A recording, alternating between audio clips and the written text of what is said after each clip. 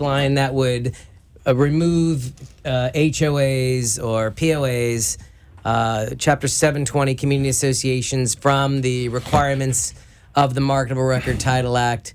The only legislation that was pending this year that had any effect on MARTA did not get through the House and Senate, so it's not even going to the governor. But even had it, in my opinion, and the opinion of many others, it would not have been a positive bill for community associations anyway. Okay, that's what I wanted to know. Thank you very much. Thanks, John. Absolutely. Thanks for calling. Thanks for listening. So you were against this bill? I wasn't a fan of it. Okay. But it didn't pass anyway. So it doesn't matter. Right. And don't we have some other bills we're going to discuss today? We do have some bills, Okay, but for but those first of all- who are out there who don't know what the Marketable Record Title Act shortly is basically a provision in Florida statutes that certain documents in the public record will automatically expire after 30 years if they're not properly renewed. There is a way, and this would include the declarations of covenants for a homeowner association. So it's important that boards that are operating communities that are around that age be aware of this limitation, that they could lose the provisions of their covenants if they don't take steps. It's relatively simple if they catch it before the expiration. If they wait too long, then they're going to have to take it to the homeowners and get a vote and submit it up to Tallahassee before it can be a completed revitalized community. So that's an important issue that everybody be aware of out there. Yes, and it does not apply to the condominium or the cooperative setting. So if you are in a condominium or cooperative, you need not concern yourself with the Marketable Record Title Act. But if you are in an HOA or a POA or any community association governed under Chapter 720, which may include a master association, you definitely want to reach out to experienced counsel to ascertain whether you should be taking certain steps now to preserve, or unfortunately, if it's beyond 30 years, what you need to do to revitalize and bring those covenants back into effect. Okay, now you are community association lawyers. Can you tell? They are one of the top. They've been with us for a long time. 6 years. Wow. I thought it was going on 9. Here's a phone number here, 888-565-1470. 888-565-1470. If you're listening to us on 1470, you can also listen to us on 95.3 FM. In stereo. Who gets to talk about the firm first? We got to tell everybody about your firm. Well, since Michael missed last month, he probably is dying. I miss all. Thank We you. waited 10 minutes to get started waiting for you. To our listeners, thank you for listening. Kay Bender Rimbaum, proud to be here for the last 25 years. We are a community association, as you mentioned. Our practice concentrates in the area of community association representation. And that 25 years is correct because we've been continuously providing services in this field for that long. 1991. And in that capacity, we act primarily as general corporate counsel, 1992, general corporate counsel for currently about 1,000 communities in the state of Florida, going from Daytona Beach all the way down to Ocean Reef in the Keys and over the West Coast a little bit.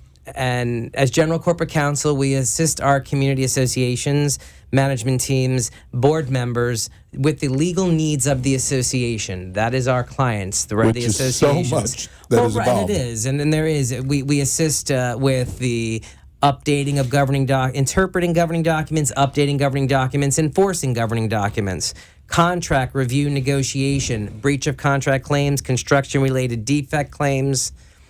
Obviously, delinquent accounts where you're trying to collect back assessments, regular or special assessments, or any other monetary obligations from owners or third-party entities who've caused damage to the communities. Revitalizing expired documents. Preserving and revitalizing HOA or COA or POA community documents governed by Chapter 720. Just the gamut, assisting with board meeting notice packages, assisting in attending and running meetings, annual, special, etc. And we also, of course, provide a boatload of education, which we'll talk about during the hour, all free. It's like running a major corporation. Yeah. Well, listen, when you don't want to try to do it by yourself. These community associations, running they are little cities. They are. You're correct. They are corporate entities. And that's when these volunteers and board members in the state of Florida are all volunteers, and they step up to run these businesses. And you're right, some of them are, you can have a 5-unit business, but you can have a 5,000 unit or somewhere in between. And they can be big or small, but in the end, they all have the same fiduciary duty to the community as a whole.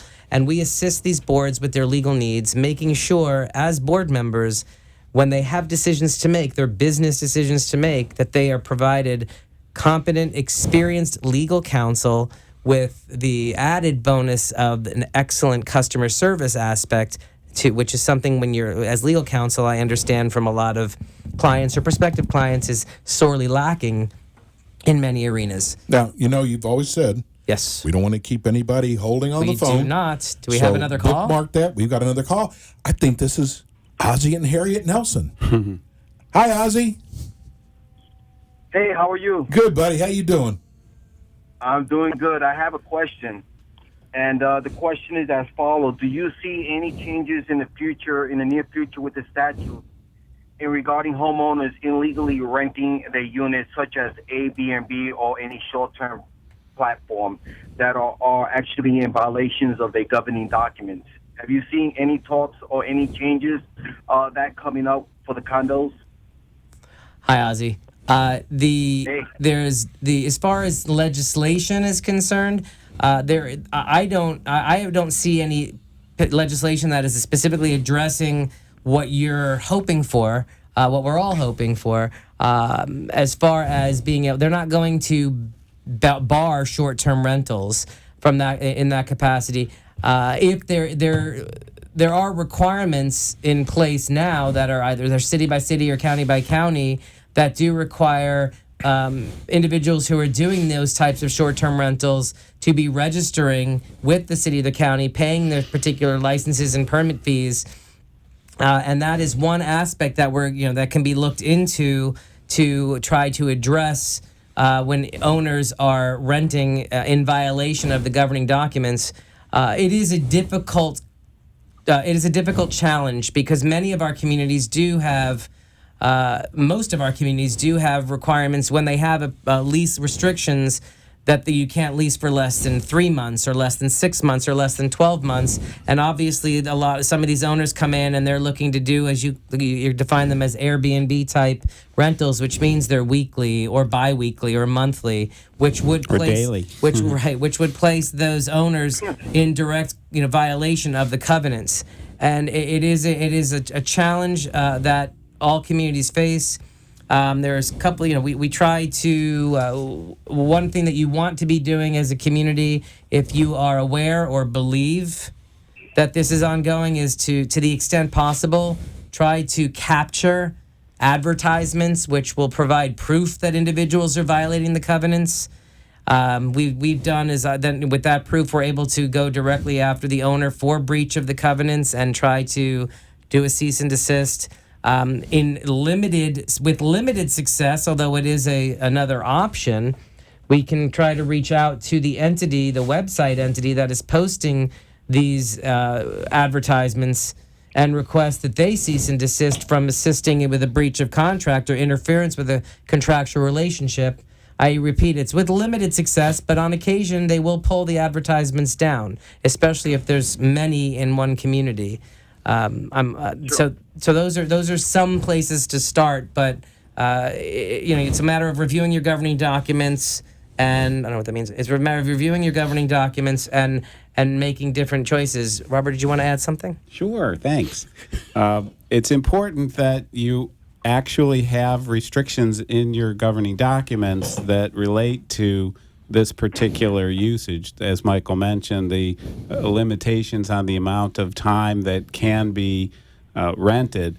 There's been some recent case law addressing it in Florida that upheld the rights of the individual to be renting their property on a short-term basis because the association there was trying to claim it was a business use, and that was prohibited under the documents. While an interesting argument, the court said no, it was not going to fly. So the recent case law made it clear that you need to have specific restrictions in your governing documents relative to the short-term rental in order to have any success in the courts.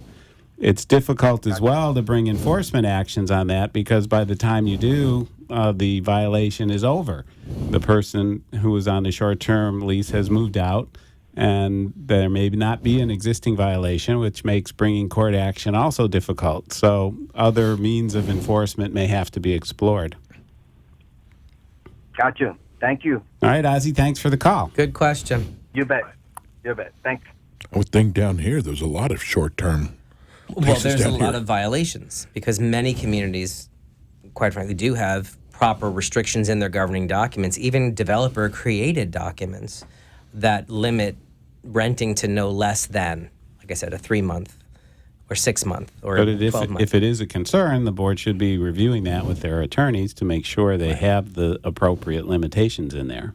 And right, that and to discuss the different options and the different arenas. Like I said, there is, Ozzy brings up a good point. There is not, in fact, my experience with legislation is, in fact, they're not going to put legislation in which would in any way limit or prohibit these Airbnb type, these short-term rental type situations. Now, they want to be sure to get their tax money. That's important. Right. If people are doing these rentals and they're not reporting, they're not filing, for necessary permits, et cetera, or Sales licenses tax. with the cities or the counties, then that's one way to perhaps address it. But Well, the name of the firm is K. Bender Rimbaum.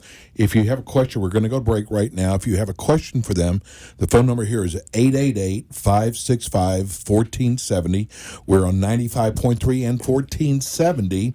When we come back, we have more community association law with Robert and my friend. Look at this.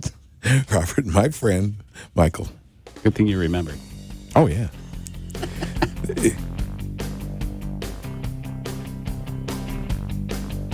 Is your community association looking for prompt, effective, cost-efficient, and understandable legal advice and services? You'll find that and more with K. Bender Rembaum, a full-service commercial law firm concentrating on the representation of more than 800 community associations throughout Florida. With offices in Broward and Palm Beach counties, K. Bender Rembaum assists clients in all matters of association representation, including but not limited to collection of assessments, contract negotiation, covenant review and amendment, covenant enforcement, and construction defect claims. Under the direction of attorneys Robert K., Michael Bender, and Jeffrey Rembaum, K. Bender Rembaum is dedicated to providing clients with an unparalleled level of personalized and professional service regardless of their size and takes into account their individual needs and financial concerns. For more information, visit www.kbrlegal.com or call 954-928-0680.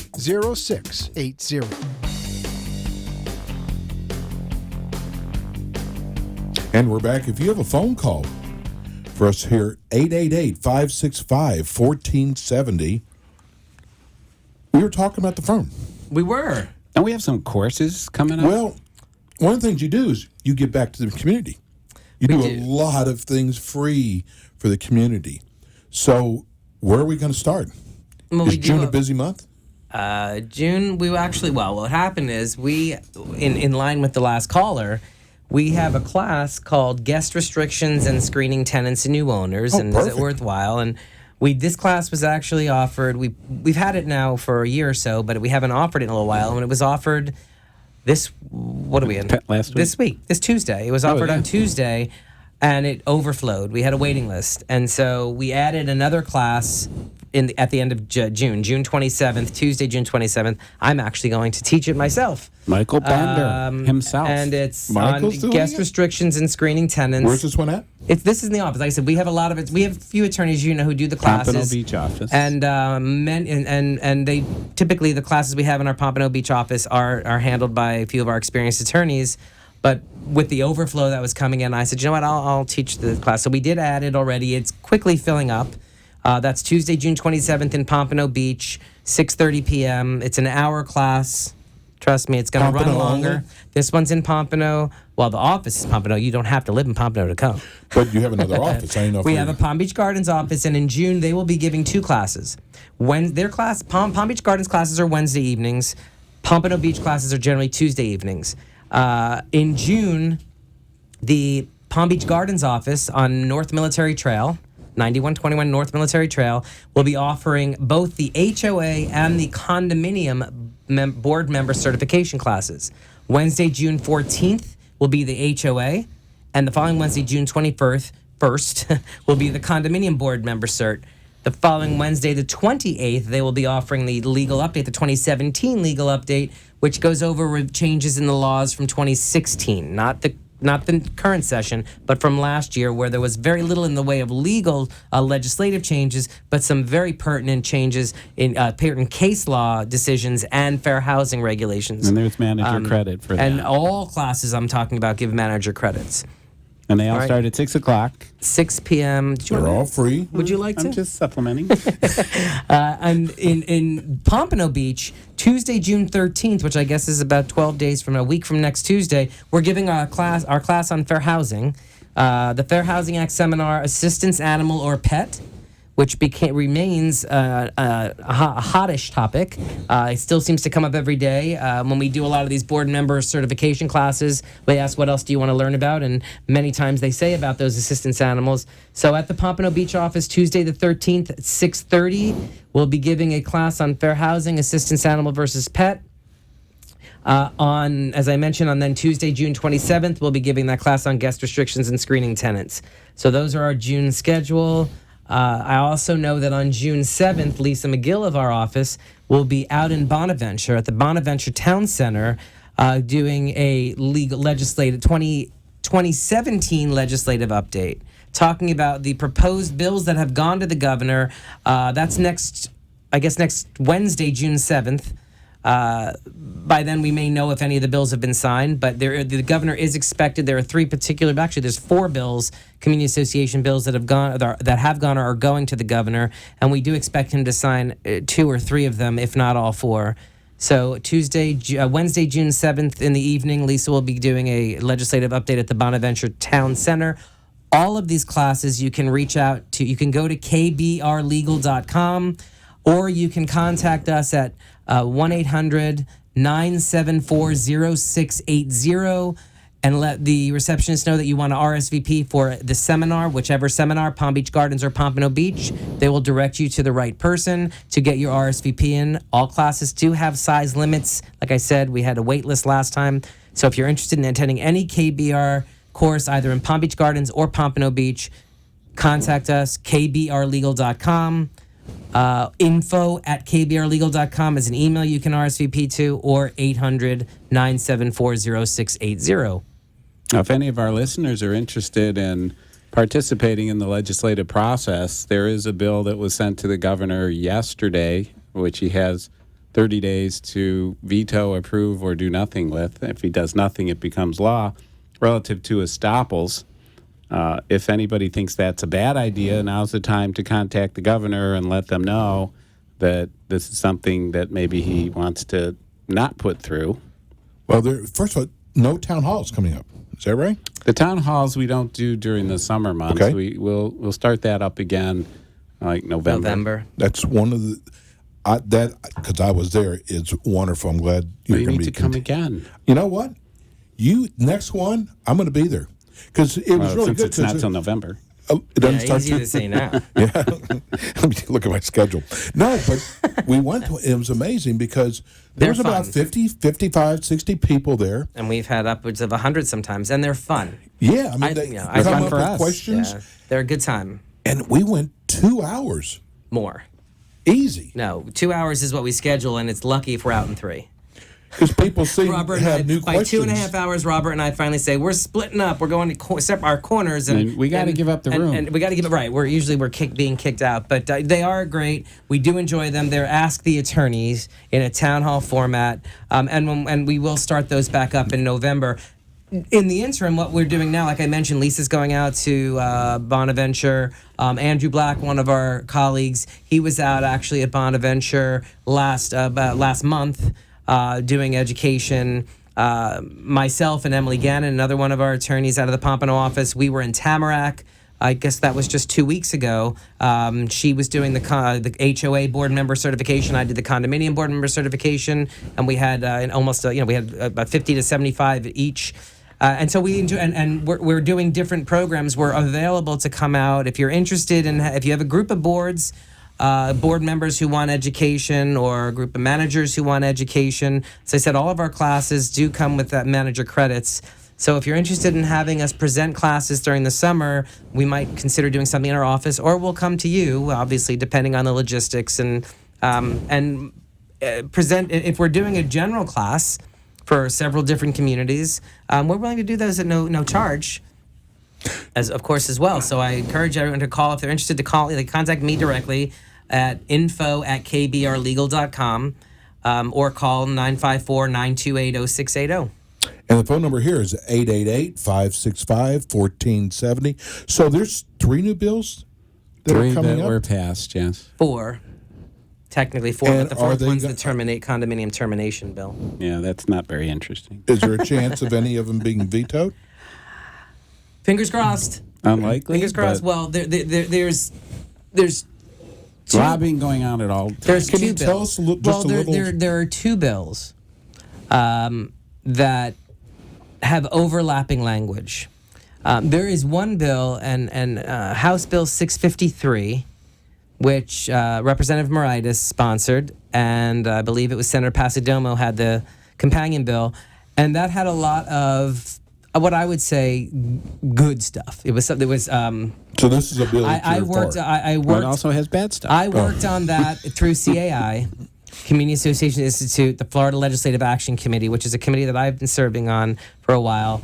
And our group, with our lobbyists up in Tallahassee and certainly some other groups, we all put good stuff together. Included in that particular bill is addressing the emergency life safety system opt-out provision. This is this was something that was very confusing. It's in the high-rise condominium cooperative setting.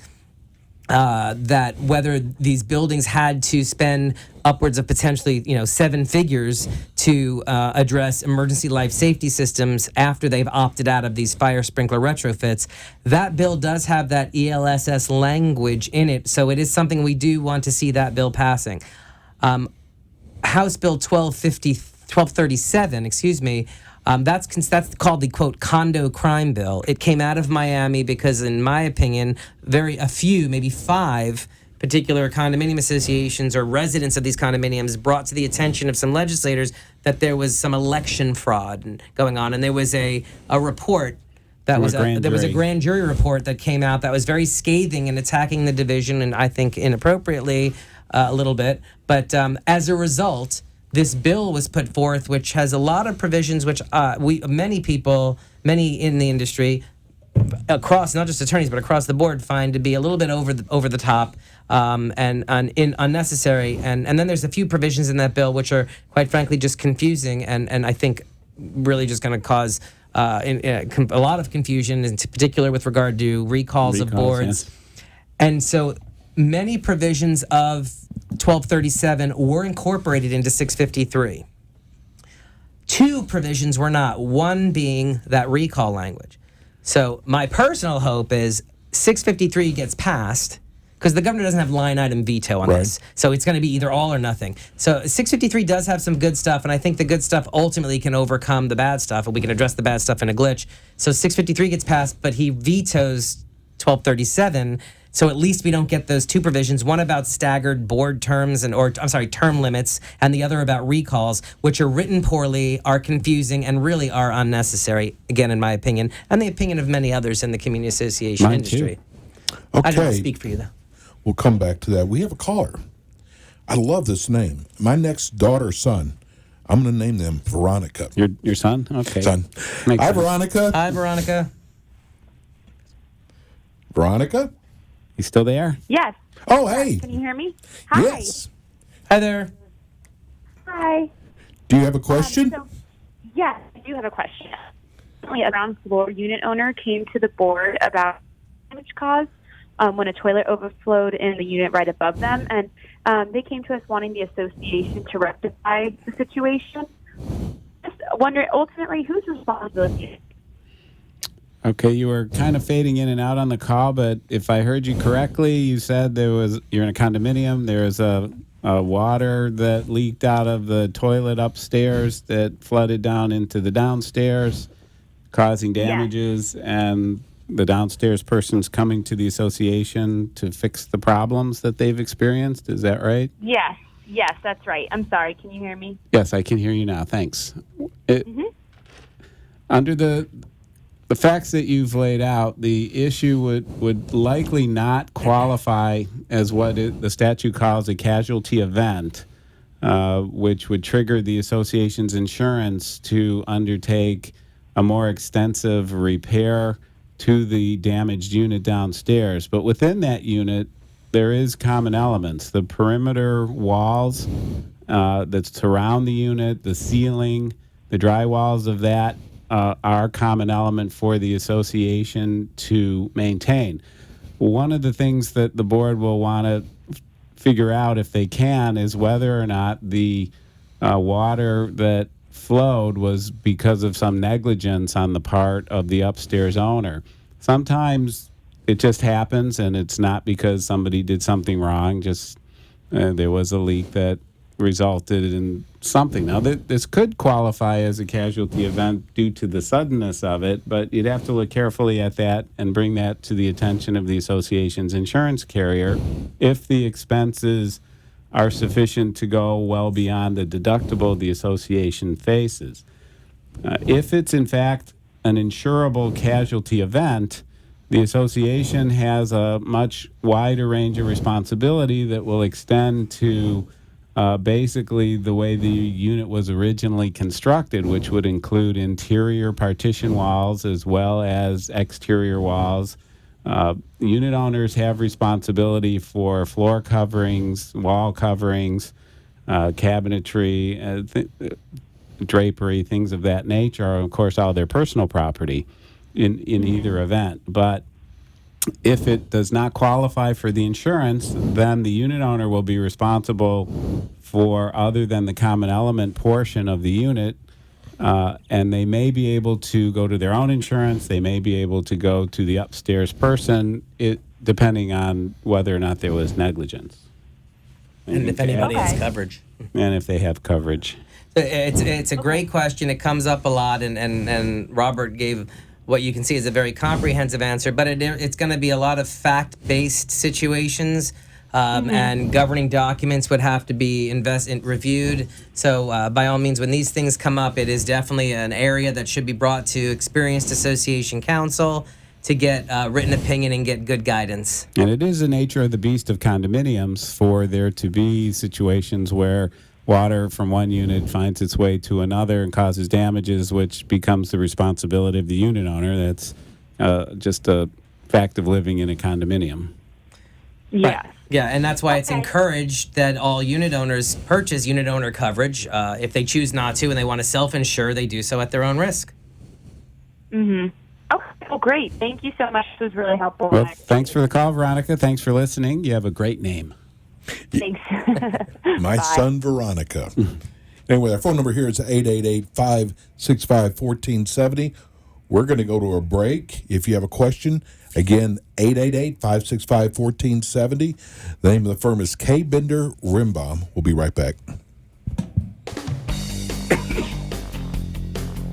Is your community association looking for prompt, effective, cost-efficient, and understandable legal advice and services? You'll find that and more with K. Bender Rembaum, a full-service commercial law firm concentrating on the representation of more than 800 community associations throughout Florida. With offices in Broward and Palm Beach counties, K. Bender Rembaum assists clients in all matters of association representation, including but not limited to collection of assessments, contract negotiation, covenant review and amendment, covenant enforcement, and construction defect claims. Under the direction of attorneys Robert K., Michael Bender, and Jeffrey Rembaum, K. Bender Rembaum is dedicated to providing clients with an unparalleled level of personalized and professional service regardless of their size and takes into account their individual needs and financial concerns. For more information, visit www.kbrlegal.com or call 954-928-0680. Hey, we're back. We're here with the law firm K. Bender Rimbaum. They're located in both Pompano Beach and you're also Palm Beach Gardens. Shout out to Jeff Rembaum. Yeah. Jeff hasn't been around for a while. He's been around, just he's not around. here. He's a very busy guy. Yeah, so we have, if you have a phone call, if you have a question, this is the best time.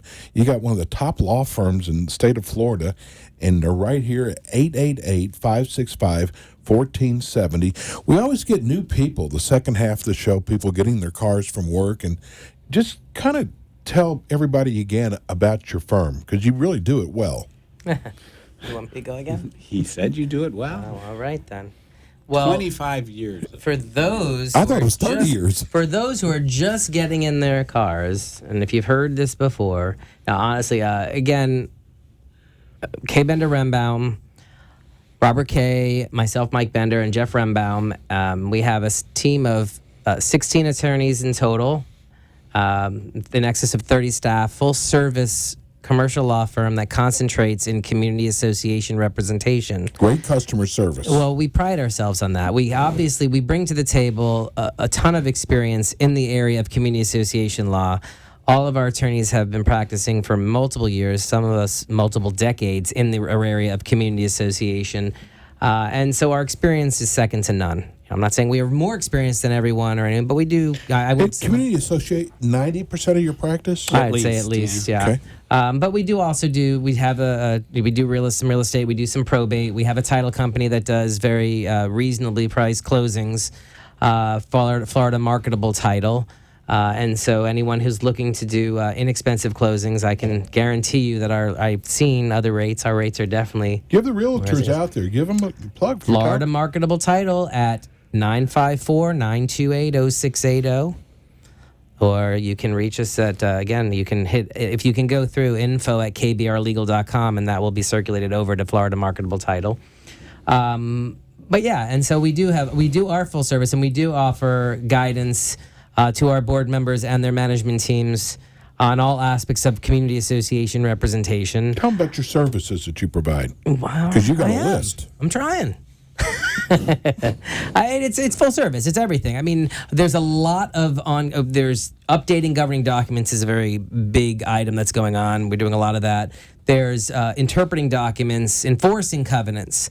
There's contracts, the preparation of or negotiation of, or if there are breach of contract claims, there's addressing that breach of contract. We have experienced litigation counsel who address covenant enforcement if we can't resolve it short of litigation.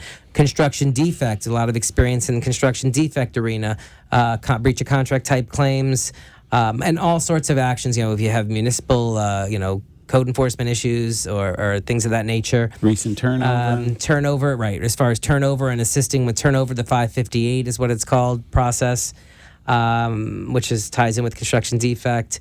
Again, attending meetings, conducting meetings, assisting with putting meeting notice packages together. I mean, really, there's nothing that we don't do when it comes to representing these corporations. As we talked about, they are mini corporations. Some are large corporations, but they all are not-for-profit corporation entities. And you touched upon it before. Again, we do bring the experience to the table. That is a very comforting to our clients, I'm sure. But what really, I think, sets us aside. Someone says, well, why hire your firm over another? And I think, well, listen, Steve says that every time. We're going to bring the experience to the table, at least as experienced as anybody else. But what separates us, in my opinion, humbly, is the customer service aspect. We are, you call our office between 8:30 and 5:30 every day. There's almost 98% of the time you're speaking to a person. Perhaps there's very rarely that you will go to a machine. We have humans who will answer the phone, very sweet, and they will make sure you get directed to the proper person. And we make sure that you get return calls or email return. You should within 24 to 48 hours at most. We are accessible. Typically the same day. Typically the same day. We are accessible and responsive. That is our mantra, and Robert, Jeff, and I all pass that down to our other attorneys and staff, and which is very important. I tell people when you're reaching out, when you reach out to your attorney, it's very rare I get someone calling me to ask me how my day's going. It's usually, or how's the weather over there? They usually need something, and sometimes they need it right away. And we are accessible. We are responsive. We give sound, quality, simple to understand legal advice. We're not a nickel dime operation. We're in this to develop long-term relationships with our clients, and which over the past 25 years we have shown successfully we do. And I think that's real important. I think when you're looking for legal counsel, these are the things you want to be asking. These are the things you want to be looking for. And we meet with boards at all times, no charge, no obligation, to let them know who we are, talk about what their actual issues are, and give them some ideas how we can help them. And if they like what they hear, they can hire us on a pay-as-you-go approach. There's no money up front to simply retain the firm, and you have us in your back pocket when you need us. And on top of all that, we have our website, which you've looked at yourself at kbrlegal.com. Great website. Within the website, we have certain resources that are available for pretty much everyone to look at, but certainly our clients that have the Legal Morsels section, which has articles of topical interest, and Rembaum's Association Roundup, which is published more frequently and does have a lot of good information that many associations find very helpful, many board members as well. So I see all these communities going up, brand new communities, brand new condos going up. Who decides if there's going to be an association? Well, the developer will make that decision, and pretty much in a condominium, there will always be an association because by virtue of the type of ownership that it is, you're basically owning the airspace within the unit, and the association has to operate all of the common property. So there will be an association in a condominium no matter what. You cannot have a condominium without an association Developer by is the statute. one who creates that. Right. And if it's going to be more than a single story or a townhouse of a two-story, typically it's going to be a condominium. The non-condominium types of ownerships would be up to the developer of the property. If there's common facilities that need to be maintained, then in all likelihood there's going to be an association. If the roads are going to be privatized, you're going to have a gated entryway, there's going to have to be an association. It's becoming increasingly difficult to find a place to live in South Florida that doesn't have an association. You've got to have an association. Well, it has its pluses for sure, I think, which outweigh the negatives. Certainly some people get carried away in what they're doing with their associations, but maintaining the standards of the community, I think most people living there find that beneficial. Not having cars parked all over the lawns and houses not being maintained and being painted oddball colors that just bother people. I think I was told the other day by a group of realtors, and I have no reason to doubt this, that they said property values in a community that it has an association will tend to be higher because they have, just by the nature of the fact that they have an entity and contract covenants that they can enforce to ensure that homes are properly maintained and the aesthetics of the community are maintained and keep the property values up, which is, by the way, one of the main reasons these HOAs or POAs that whose covenants may have gone beyond the 30-year period and have expired, the community as a whole should want to see them back in place. Because, as Robert correctly put, the benefits definitely outweigh the negatives. Someone may say, well, I don't want the board telling me X, Y, Z. But you say that until your neighbor next door isn't cutting their lawn, is painting their house in stripes, is having parties all hours of the night, and you want to now look to sell or rent your home, and you have no chance. So I think that's very important, and very important for board members and residents who might be listening, whose communities are trying to revitalize their covenants. It's certainly the benefits are going to outweigh. And collections are very important too, right? Well, sure. Well, you can't run these communities without people the paying operating their funds and people paying their assessments. And as Robert mentioned earlier, on our website, we've gone, now it's been, 8-9 years? Since 2009, 2010 that we went online. with our collection program, so that all of our clients who we handle delinquent collection matters for, whether it be delinquent owners, an association collection foreclosure, bank foreclosure, or bankruptcy, they have 24/7 access through a private user ID and password, so they can ascertain, they know exactly which owners are in with us in those collection foreclosure process, where they are in the process. If money's been paid into our trust account, they know exactly what money's been collected. It's full transparency, and I think that's something that's one of the things I've heard a lot of board members concerned about when they've talked to us about changing counsel or adding us as counsel, is they're not getting response. They don't know what's going on with these files. They don't know where their money's at, if money's been collected, and so this is all taken out of the equation because it's 24/7. They can see that, and it keeps us on our toes as well. Well, not only can they see it, but they can print it. So, I guess what I was getting before is there's a lot of new associations that are going to be coming up with all the building. Can you just a little bit about the election process? Okay. Certainly. As far as Because for these new associations, right. Well, what happens with any with the newer associations, it's going to likely remain under developer control initially. Because under the statutes, and we're talking either and most statute. developers understand about forming the associations. Is that right? All developer absolutely. counsel, yeah, they have qualified counsel who help them do that. You want to pause and take this call? Yeah, let's do. Melania, the president's wife, is calling the show. Hi, Melania. I get that all the time. I bet you do. I'm a board member of an HOA, and the other night 6 police cars converged on a home in our community. I received phone calls about what was happening. Is it the board's responsibility to let homeowners know? I received an email after it happened from an homeowner saying that they should know because they feel it's a safety issue. Well, in your community, is it gated? Or is it open to anybody to come through? It is open. Okay.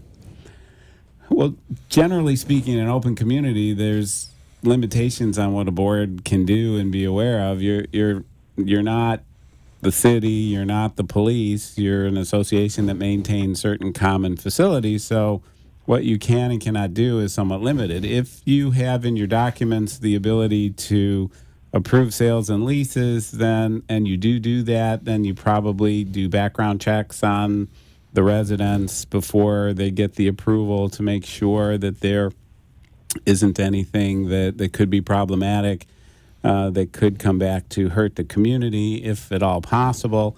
So that would be one aspect of helping. But being aware of police activity within a certain property, notifying the community, is a little beyond the scope of what is the obligation of the board to do. Quelling fear that people may have is probably a good practice to do, but whether or not that's a legal mandate, I have my doubts. Yeah, I can Probably tell wants you. to know who's living in the Melania, community. I can tell you my own. I actually live in an HOA myself, also not gated, and there is a crime watch committee that was formed, and I would imagine, and I know that we will sometimes get notifications of certain things that have gone on in the community.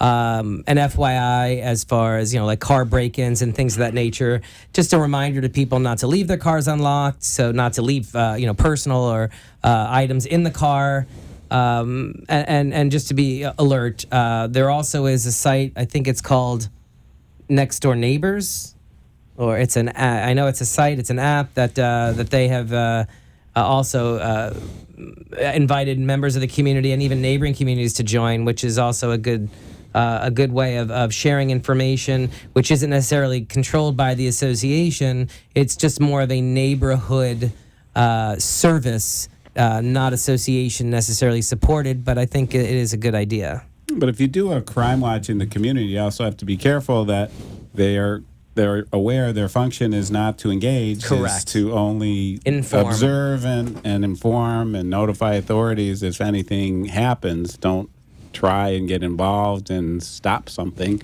That Right. could impose liability not only on themselves but on the association. We have the Nextdoor app, and it's great, and the Crime Watch Committee sounds like a really good idea. Yeah, but again, to reiterate, because in my community, it's not necessarily crime watch. People don't walk the streets. It's more of a a committee that informs keeps the membership informed, like the app. And more so, I think we moved away from that committee to this app.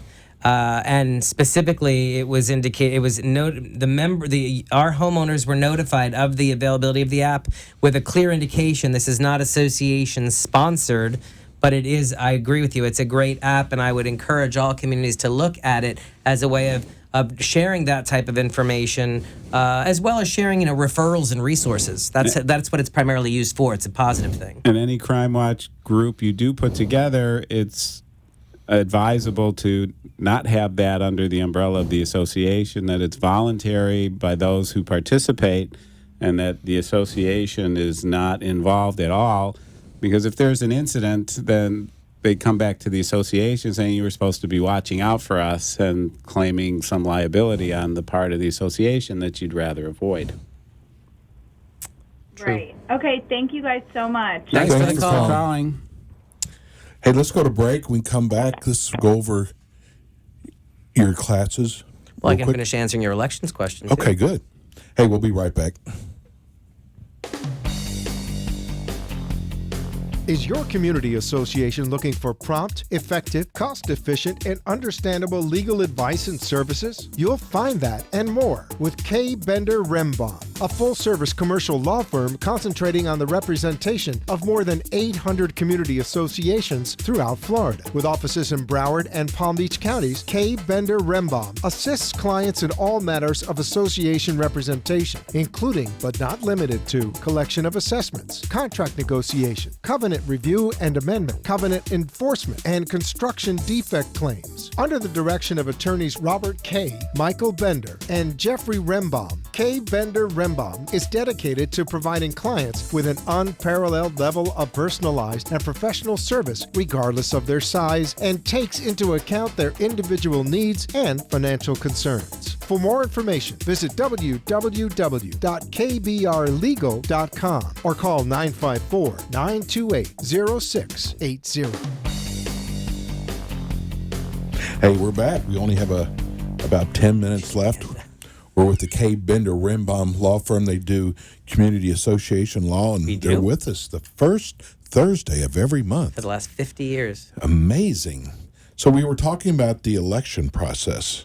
Yeah, and real quick, you were asking about new turnovers. And Yes. what I was just saying is the developer is going to remain, the developer board will remain in control. So the developer will control the association, sort of wear both hats, the developer hat as well as the association hat, until such time So as... he's the president then? Well, a developer representative. It doesn't have to be the developer. They can appoint, and they will remain in control of the association until such time as typically, and the statute's got a different Is provisions. this person a resident or not? No. Well, Typically listen. not at Let's that just use a stage. condominium primary example. So, a 100-unit condominium. They build the condominium. The units are being constructed. The association is created. They have to sell the units. Right. So until the units start being sold, the developer remains in control, and the developer remain in majority control until at least 90% of the units are sold, and then he's got 90 days after that to transfer over control. Once at least 15% of the units are sold, they are to have an election or an appointment. It says the statute says election of a non-developer unit owner to have a non-developer unit owner representative on the board.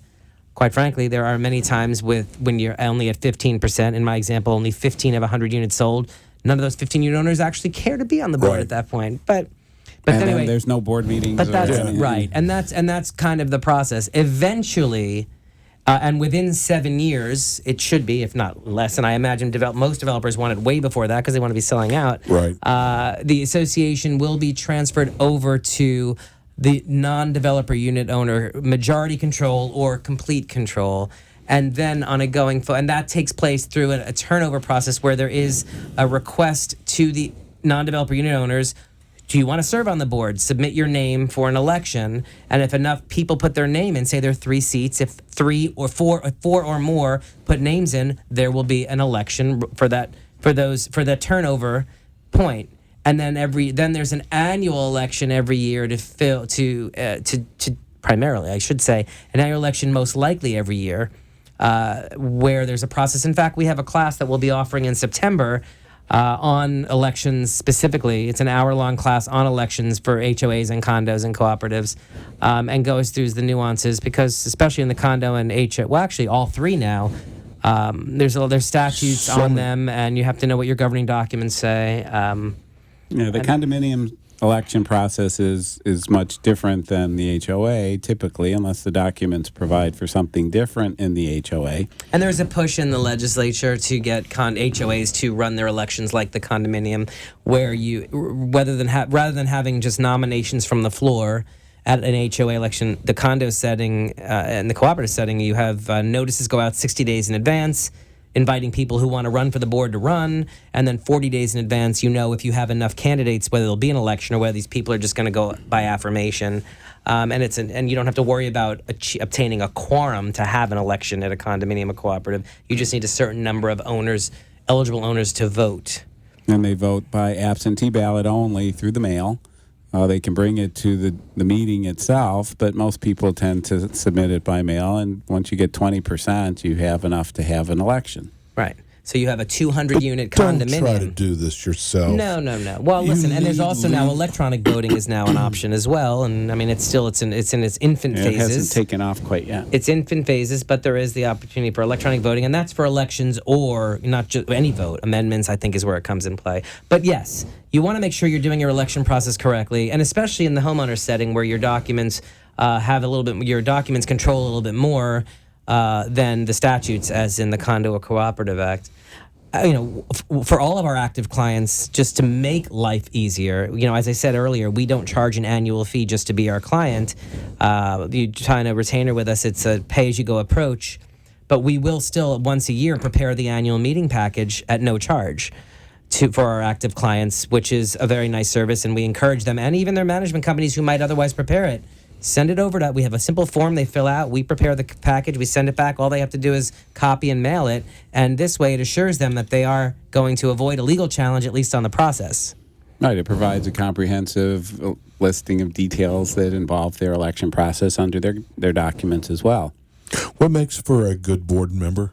Their background? Does it matter? Well, I mean, I'd say, in my opinion, I'm not talking about the president. Well, no, in my opinion, if you're going to volunteer to serve on the board, what makes the best board member is someone who is open-minded, who is willing, who is professional, has courteous, and is looking out for the best interest of the community as a whole, not joining the board for a personal self-interest. Whether you have a business background, whether a specific business background or otherwise. I mean, certainly that can be helpful. I mean, you have an engineer on your board. That's going to be, especially in like these condominiums that are doing these construction-related projects, or even HOAs that have some construction projects. If you have an engineer, licensed, qualified engineer, that's certainly an advantage. For in that capacity, you have a CPA on the board who can assist with the accounting. Absolutely, that's an advantage. But I think for all board members who step up to volunteer, it's just important that you do come to the table with the best interest of the community, that you have a platform, if you will, or a vision that's going to benefit the community as a whole, not a particular personal issue that you want to get on the board and handle. And also it's important, although not a prerequisite, to have a thick skin, be able to take criticism that is typically unfounded, deal with people who are only looking for their personal interests and often short-tempered. Who just want to be part of the problem and not a solution. It's a thankless job, but also be able to commit the necessary time that your particular association will demand of you. Give everybody the website. The website is kbrlegal.com, kbrlegal.com. The number is 800-899. No, that's my number. 800-974-0680. We have a bunch of education we're offering this month. What's the link on there so they can see the classes on your website? Well, when you go to kbrlegal.com, there is a link that I believe it says seminars and classes. So we would click on that. Make reservations. There's this, and there, like I said, there is also on the front page a box you can click that you can submit through info@kbrlegal.com if you'd like us to come out and do that free consult. if you would like to, perhaps as a management company or an organization of community associations, you want to have us come out and do some free education. Or if you just want to attend a seminar, info at kbrlegal.com. But it's all at kbrlegal.com. And your show is we got a minute left. Your show's the first Thursday of every month. You'll be with us again next month. And again, go to their website. You can actually watch today's show or any of the past shows. There's so much great information. Again, it's K. Bender Rembaum. Everybody have a wonderful week. We will see you next Thursday at 5 o'clock with more Ask the Experts. Everybody have a great evening.